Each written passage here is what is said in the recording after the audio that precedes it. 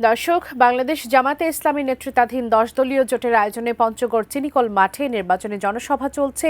এই মুহূর্তে জামাতের আমির ডাক্তার শফিকুর রহমান সেখানে বক্তব্য রাখছেন। আমরা সরাসরি যুক্ত হব। খুঁজে পাওয়া যায় না, উড়ে আসে জুড়ে বসে মানুষের সাথে, তৃণমূলের সাথে, গরিব দুঃখীদের সাথে এদের কোনো সম্পর্ক নাই।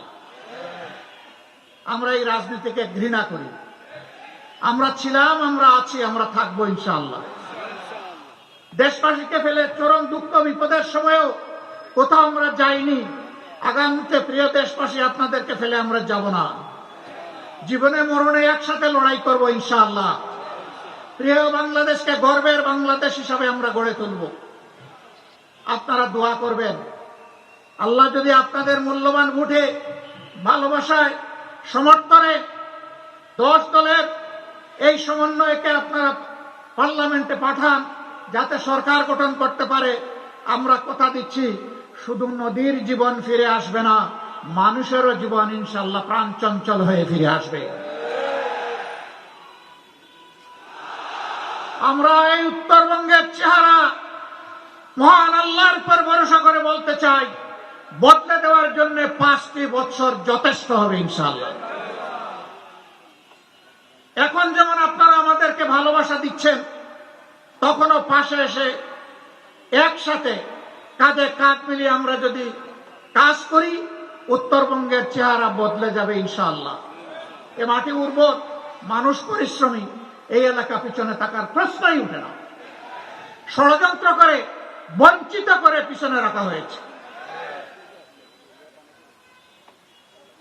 স্বাস্থ্য সেবার জন্য হন্যে হয়ে দৌড়াইতে হয়ে রাজধানী ঢাকায় এ সামর্থ্য সকলের নাই।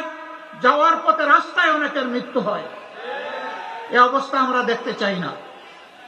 আল্লাহ তাআলা আমাদেরকে এই দায়িত্ব দিলে 18 কোটি মানুষের 64 জেলার কোথাও মেডিকেল কলেজ বিহীন থাকবে না। পঞ্চগড়েও মেডিকেল কলেজ হবে ইনশাআল্লাহ। মানসম্মত সেবা এখানেও নিশ্চিত করা হবে।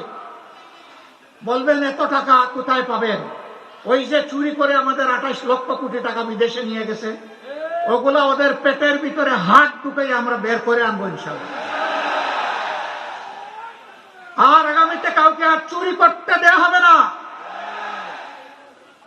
আমি বিশ্বাস করি আজকের এই জনসভায় শহীদ পরিবারের সম্মানিত সদস্যরা আছেন, জুলাই যোদ্ধারা আছেন, 71-এর বীররা আছেন। আমরা আপনাদের সকলের কাছে ঋণী। আমরা সর্বশক্তি দিয়ে আগামীতে দেশ সেবার সুযোগ পেলে, সরকার গঠনের সুযোগ পেলে আপনাদের ঋণ পরিশোধ করার চেষ্টা করব ইনশাআল্লাহ। এবং আজীবন আপনাদের প্রতি শ্রদ্ধাশীল থাকব। আপনাদের এই ঋণ পরিশোধ করে উঠতে পারবো না, আমরা চেষ্টা করব। আল্লাহ যেন আমাদেরকে তৌফিক দান করেন। দিনটা শুক্রবার হওয়ার কারণে মনের ঝুলিতে অনেক কথা ছিল, খুলতে পারলাম না। ঝুলি আজকে থাক, ভবিষ্যতে আল্লাহ কোনোদিন খোলার সুযোগ দিলে খুলবো ইনশাআল্লাহ। সম্মানিত ভাই বোনেরা, আমি 10 দলীয় সমন্বয় সংযোগের পক্ষ থেকে এখন 2 জন ভাইকে তাদের হাতে আপনাদের হয়ে আমি আজকে প্রতীক তুলে দেব। আপনারা হৃদয়ের ভালোবাসা দিয়ে এই প্রতীককে সমর্থন জানাতে রাজি আছেন? ধন্যবাদ, কৃতজ্ঞতা।